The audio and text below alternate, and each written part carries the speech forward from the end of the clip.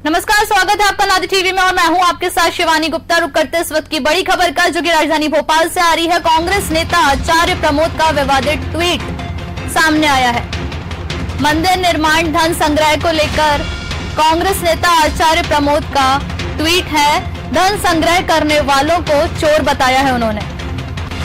राम मंदिर निर्माण के लिए मैं भी कुछ देना चाहता हूं, लेकिन किसे दूं, लेने वाले सारे चोर हैं, ऐसा कहना है कांग्रेस नेता आचार्य प्रमोद जी का। ट्वीट कर गृह मंत्री नरोत्तम मिश्रा का पलटवार भी सामने आया है। आचार्य प्रमोद और दिग्विजय सिंह में कोई अंतर नहीं है, ऐसा कहना है गृह मंत्री नरोत्तम मिश्रा का।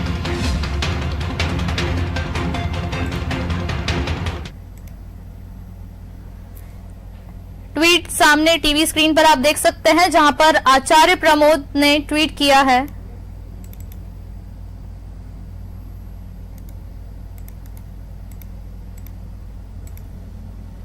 मंदिर निर्माण धन संग्रह को लेकर ट्वीट किया गया है, जिसमें धन संग्रह करने वालों को उन्होंने चोर बताया है। श्री राम मंदिर निर्माण हेतु मैं भी कुछ देना चाहता हूं, लेकिन दूं किसे, यहां पर सभी चोर हैं।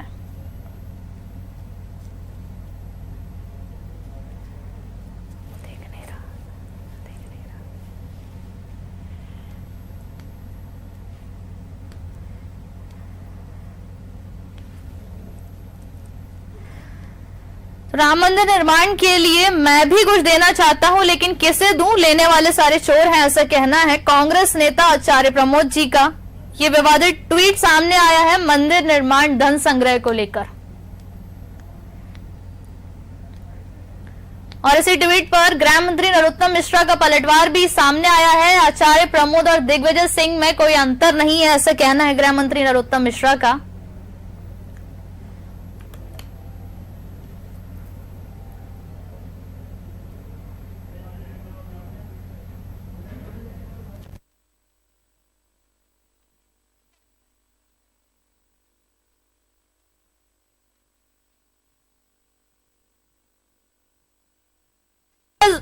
और इसी खबर पर ज्यादा जानकारी के लिए हमारे साथ पॉलिटिकल एडिटर मनोज वर्मा जी फोन लाइन पर जुड़ चुके हैं।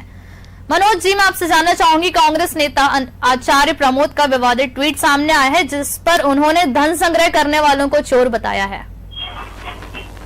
देखिए, सबसे बड़ी बात यही है कि आचार्य प्रमोद कृष्णन पहले भी इस प्रकार के विवादित बयान देते रहे हैं।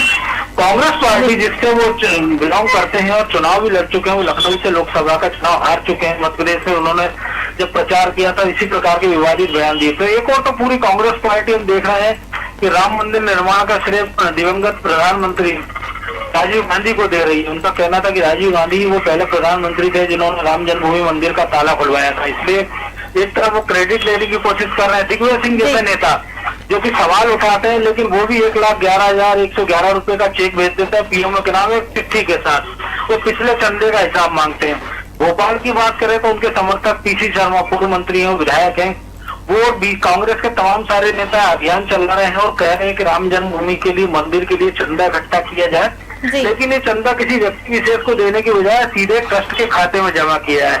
और अब उन्हीं के कांग्रेस के जो नेता हैं आचार्य प्रमोद कृष्णन, वो इस तरह के बयानबाजी कर रहे हैं। तो जाहिर सी बात है कि केवल इस बयानबाजी का मकसद ध्यान भटकाने का है, क्योंकि अगर आपको किसी में दिक्कत है तो आप कोर्ट में जाइए या आईटीआई के तहत पूरा हिसाब मांग लीजिए कि विगत दिनों में किन किन पार्टियों से को चंदा मिला या इस ट्रस्ट को कितना चंदा मिला, या ट्रस्ट से जुड़े लोग या विश्व हिंदू परिषद है, संघ है, उन्होंने राम मंदिर के लिए कब कितना चंदा जुटाया, तो चंदे का हिसाब कहाँ है, किसके पास है। लेकिन अगर आप किसी को एक साथ सबको चोर कह रहे हैं तो इसका मतलब है कि आपकी मंशा ठीक नहीं है। जी मनोज जी, यहीं पर मैं रोकना चाहूंगी आपको, बने रहिएगा हमारे साथ बीजेपी प्रवक्ता मिलन भार्गव जी लाइन पर हैं। मिलन जी, बहुत बहुत स्वागत है आपका नादी टीवी में। हाँ जी मैडम, नमस्कार।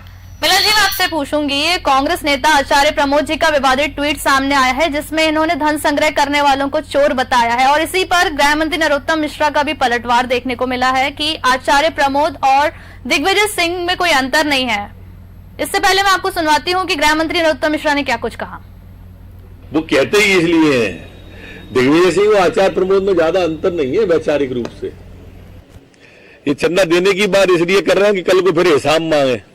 भाई जोर जोर से कहे मैंने 1 लाख रुपए दिए थे, हिसाब दो, और कुछ नहीं है। ये सोचे समझिए इनकी रणनीति है किसी भी तरह से हमारी धार्मिक भावनाओं पर कुठाराघात करना, हमारी आस्थाओं पर प्रहार कैसे कर पाए, उसके लिए कोई प्रमाण देखते हैं, ये ढूंढते हैं और उसको फिर आगे करके अपनी बात को बोलते हैं। ज्यादा बड़ी मानसिकता नहीं है।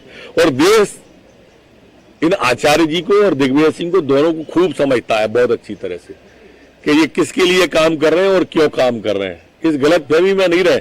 अभी आए थे उपचुनाव में, बड़े बड़े हाथ फेंके थे आचार्य जी ने, ऐसी दुर्गति हुई है, 60-60 हजार से आ रहे हैं। मिलन जी हमारे साथ फोन लाइन पर बने हुए हैं। मिलन जी, जैसे कि आपने भी सुना गृह मंत्री नरोत्तम मिश्रा जी का बयान, आचार्य प्रमोद और दिग्विजय सिंह में दोनों में कोई अंतर नहीं बताया, क्या कुछ कहना है आपका इस पर?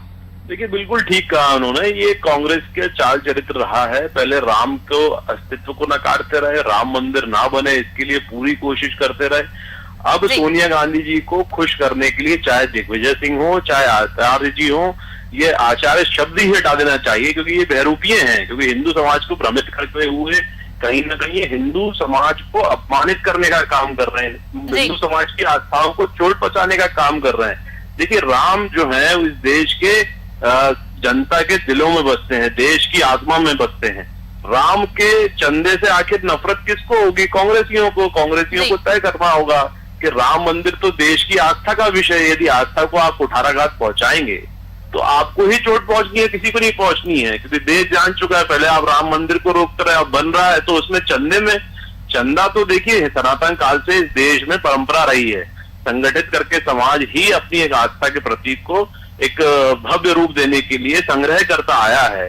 आज वही संग्रह फिर से चल रहा है। तकलीफ इनको होना स्वाभाविक है, इनकी पीड़ा है, क्योंकि कहीं ना कहीं वेटिकन सिटी और सोनिया गांधी को प्रसन्न करना चाहते हैं, खुश करना चाहते हैं, इसीलिए कर रहे हैं। इनकी राजनीति है, इनकी राजनीति तय है कि हिंदुओं को अपमानित करो और देश में राज करो।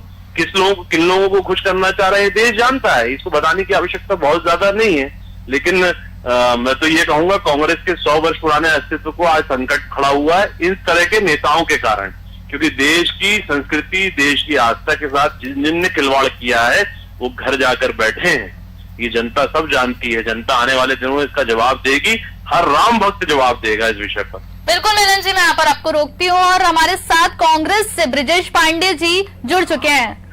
ब्रिजेश जी, बहुत बहुत स्वागत है आपका नादी टीवी में। जी धन्यवाद। ब्रिजेश जी, क्या कहना चाहेंगे कांग्रेस नेता आचार्य प्रमोद जी का ये जो ट्वीट सामने आया है, विवादित ट्वीट इन्होंने किया है मंदिर निर्माण धन संग्रह को लेकर? देखिए, बहुत सीधी सी बात है मैम। इस समय पूरे देश के अंदर ये बात फैलाई जाती है कि कांग्रेस पार्टी जो है इस तरह के कार्यों में संलिप्त है। मेरा सीधा सा इनसे कहना, अभी मैं भार्गव जी को सुन रहा था, विश्व हिंदू परिषद ने पिछली बार जो है तकरीबन इस देश के अंदर 41 करोड़ रुपए का चंदा इकट्ठा किया था, ठीक। और ये चीज उन्होंने ऑफिशियली कभी स्वीकृत नहीं किया। अब आप बताइए, मुरारी बापू ने 11 करोड़ रुपए का चंदा दे दिया, तिरुपति देवस्थान ट्रस्ट ने भी चंदा दे दिया, इसके साथ महावीर मंदिर पटना ने 2 करोड़ का चंदा दे दिया, शिवसेना ने 5 करोड़ का चंदा दे दिया, से लेके कांग्रेस के बड़े बड़े नेताओं ने भी चंदा दिया, दिग्विजय सिंह ने भी चंदा दिया। मेरा सीधा सा कहना ये है कि आखिर एक भव्य मंदिर के निर्माण में कितने पैसे खर्च होंगे ये बता दे। 10 करोड़, 20 करोड़, 50 करोड़ या 100 करोड़? जब ऑलरेडी इतने पैसे इकट्ठे हो चुके हैं तो उसको एक संगठन को लगा करके आप चंदा इकट्ठा करोगे। भगवान मर्यादा पुरुषोत्तम श्री राम, जिसके करोड़ों हिंदुओं की आस्था के केंद्र है, तो आपको आस्था के केंद्र को इस तरह से चंदे के रूप में करने की जगह सरकार को बकायदे एक सरकारी तरीके से चंदा ले ज्यादा अच्छा रहता। क्योंकि बहुत से लोग कांग्रेस के हों, बीएसपी के हों, सपा के हों, वो भी भगवान राम को अपना आदर्श मानते हैं, वो भी चंदा देना चाहते हैं। लेकिन जो प्रक्रिया भारतीय जनता पार्टी अख्तियार कर रही है, उन्होंने 1990 में भी यही किया था। 1989 में जब मंदिर आंदोलन हुआ, तकरीबन 8.2 करोड़ रुपए का चंदा इकट्ठा हुआ। उस समय तो लोगों ने गांवों से लेकर के, शहर से लेकर के दिल्ली तक लोगों ने चंदा किया और इस चंदे में करीब 1 करोड़ 29 लाख रुपए ही खर्च किए गए। बाकी 8.2 करोड़ का पैसा कहाँ गया?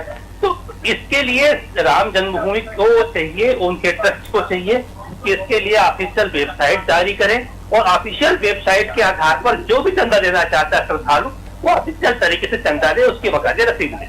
मेरा प्रश्न अब दोनों से है, ब्रजेश जी और मिलन जी से, जहां पर राम मंदिर निर्माण के लिए आचार्य प्रमोद का कहना है कि मैं भी कुछ देना चाहता हूं लेकिन किसे दूं, लेने वाले चोर हैं। और वहीं पर गृह मंत्री नरोत्तम मिश्रा जी का कहना है आचार्य प्रमोद और दिग्विजय सिंह दोनों में कोई अंतर नहीं है। तो आखिरी टिप्पणी में आप दोनों से लेना चाहूंगी, इन दोनों चीज पर आप क्या कहना चाहेंगे?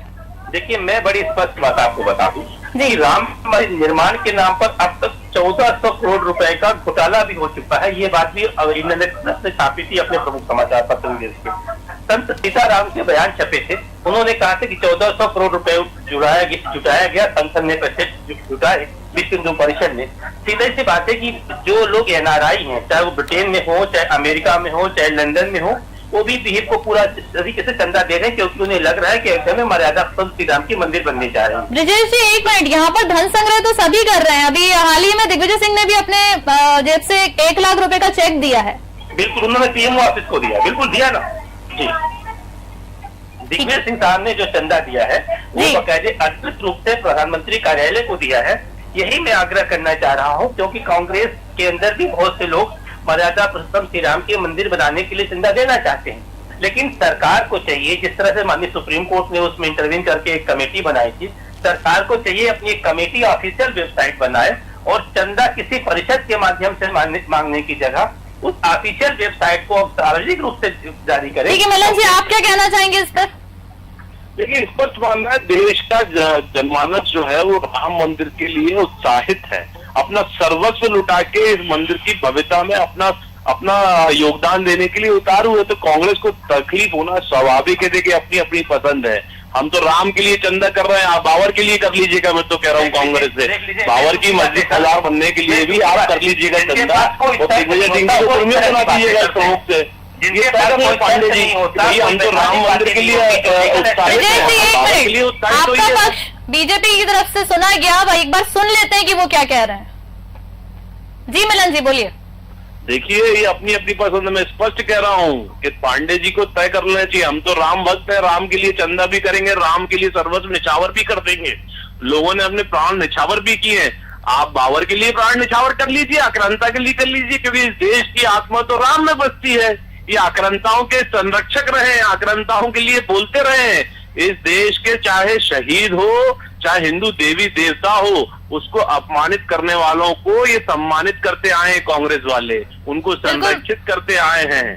तो ये बिल्कुल बिल्कुल, धन संग्रह को लेकर यहाँ पर सभी को यहाँ पे एकता दिखानी चाहिए, ना कि ये विवादित ट्वीट करना चाहिए। बहुत बहुत शुक्रिया मिलन जी और ब्रजेश जी हमारे साथ जुड़ने के लिए।